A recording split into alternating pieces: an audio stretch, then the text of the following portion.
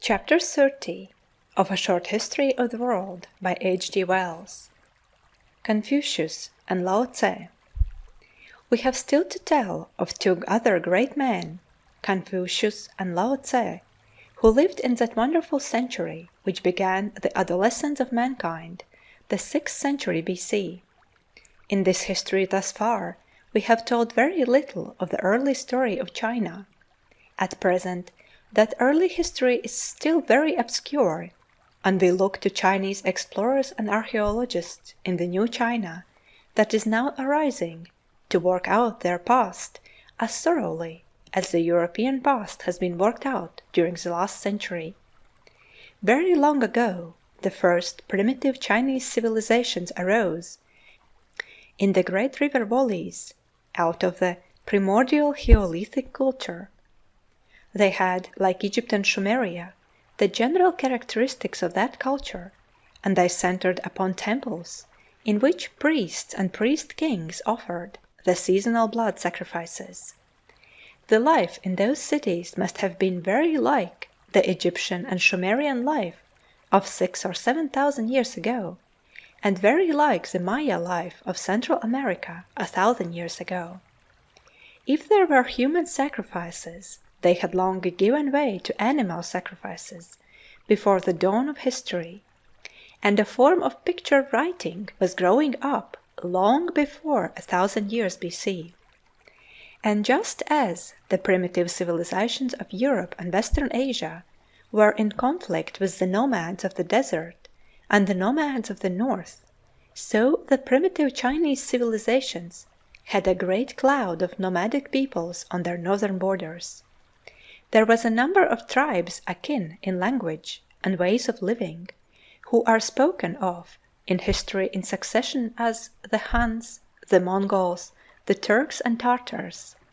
They changed and divided and combined and recombined, just as the Nordic peoples in North Europe and Central Asia changed and varied in name rather than in nature. These Mongolian nomads had horses earlier than the Nordic peoples, and it may be that in the region of the Altai Mountains they made an independent discovery of iron somewhere after 1000 B.C. And just as in the Western case, so ever and again these Eastern nomads would achieve a sort of political unity and become the conquerors and masters and revivers of this or that settled and civilized region. It is quite possible that the earliest civilization of China was not Mongolian at all any more than the earliest civilization of Europe and Western Asia was Nordic or Semitic. It is quite possible that the earliest civilization of China was a brunette civilization, and of a piece with the earliest Egyptian, Sumerian, and Dravidian civilizations, and that when the first recorded history of China began, there had already been conquests and intermixture. At any rate, we find that by 1750 B.C., China was already a vast system of little kingdoms and city-states, all acknowledging a loose allegiance and paying more or less regularly, more or less definite feudal dues to one great priest-emperor, the Son of Heaven. The Shang dynasty came to an end in 1125 B.C. A Zhou dynasty succeeded Shang and maintained China in a relaxing unity until the days of Ashoka in India and of the Ptolemies in Egypt. Gradually China went to pieces during that long Zhou period. Hunnish peoples came down and set up principalities. Local rulers discontinued their tribute and became independent. There was in the 6th century B.C., says one Chinese authority, 5,000 or 6,000 practically independent states in China. It was what the Chinese call in their records an age of confusion. But this age of confusion was compatible with much intellectual activity and with the existence of many local centers of art and civilized living. When we know more of Chinese history, we shall find that China also had her Miletus and her Athens, her Pergamum and her Macedonia. At present, we must be vague and brief about this period of Chinese division, simply because our knowledge is not sufficient for us to frame a coherent and consecutive story. And just as in divided Greece there were philosophers, and in shattered and captive Jewry prophets, so in disordered China there were philosophers and teachers at this time. In all these cases insecurity and uncertainty seem to have quickened the better sort of mind. Confucius was a man of aristocratic origin and some official importance in a small state called Lu. Here, in a very parallel mood to the Greek impulse, he set up a sort of academy for discovering and teaching wisdom. The lawlessness and disorder of China distressed him profoundly. He conceived an ideal of a better government and a better life, and traveled from state to state seeking a prince who would carry out his legislative and educational ideas. He never found his prince. He found a prince, but court intrigues undermined the influence of the teacher, and finally defeated his reforming proposals. It is interesting to note that a century and a half later, the Greek philosopher Plato also sought a prince, and was for a time adviser to the tyrant Dionysius, who ruled Syracuse in Sicily. Confucius died a disappointed man.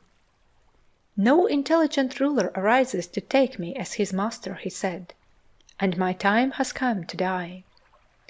But his teaching had more vitality than he imagined in his declining and hopeless years, and it became a great formative influence with the Chinese people. It became one of what the Chinese call the three teachings, the other two being those of Buddha and of Lao Tse. The gist of the teaching of Confucius was the way of the noble or aristocratic man. He was concerned with personal conduct as much as Gautama was concerned with the peace of self-forgetfulness, and the Greek with external knowledge, and the Jew with righteousness. He was the most public-minded of all great teachers. He was supremely concerned by the confusion and miseries of the world, and he wanted to make men noble in order to bring about a noble world. He sought to regulate conduct to an extraordinary extent, to provide sound rules for every occasion in life. A polite, public-spirited gentleman, rather sternly self-disciplined, was the ideal he found already developing in the northern Chinese world, and one to which he gave a permanent form. The teaching of Lao Tse, who was for a long time in charge of the imperial library of the Zhou dynasty, was much more mystical and vague and elusive than that of Confucius. He seems to have preached a stoical indifference to the pleasures and powers of the world, and the return to an imaginary simple life of the past.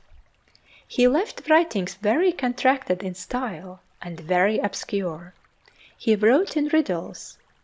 After his death his teachings, like the teachings of Gautama Buddha, were corrupted and overlaid by legends, and had the most complex and extraordinary observances and superstitious ideas grafted upon them. In China, just as in India, primordial ideas of magic and monstrous legends out of the childish past of our race struggled against the new thinking in the world, and succeeded in plastering it over with grotesque, irrational, and antiquated observances. Both Buddhism and Taoism, which ascribes itself largely to Lao Tse, as one finds them in China now, are religions of monk, temple, priest, and offering of a type as ancient in form, if not in thought, as the sacrificial religions of ancient Sumeria and Egypt. But the teaching of Confucius was not so overlaid, because it was limited and plain and straightforward, and lent itself to no such distortions. North China, the China of the Huanghe River, became Confucian in thought and spirit.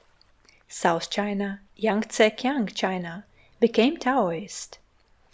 Since those days, a conflict has always been traceable in Chinese affairs between these two spirits, the spirit of the North and the spirit of the South, between, in latter times, Pekin and Nankin, between the official-minded, upright and conservative North, and the skeptical, artistic, lax and experimental South.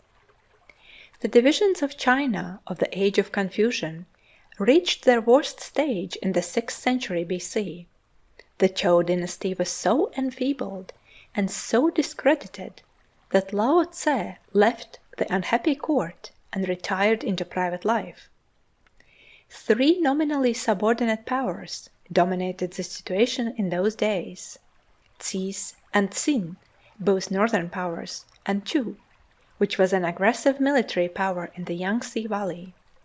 At last, Tsi and Tsin formed an alliance, subdued Chu, and imposed a general treaty of disarmament and peace in China. The power of Tsin became predominant.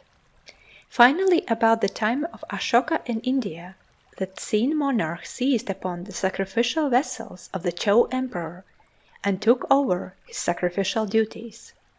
His son, Shi Huangdi, king in 246 BC, emperor in 220 BC, is called in the Chinese chronicles the first universal emperor. More fortunate than Alexander, Shi Huangdi reigned for 36 years as king and emperor. His energetic reign marks the beginning of a new era of unity and prosperity for the Chinese people. He fought vigorously against the Hunnish invaders from the northern deserts, and he began that immense work, the Great Wall of China, to set a limit to their incursions. End of chapter 30.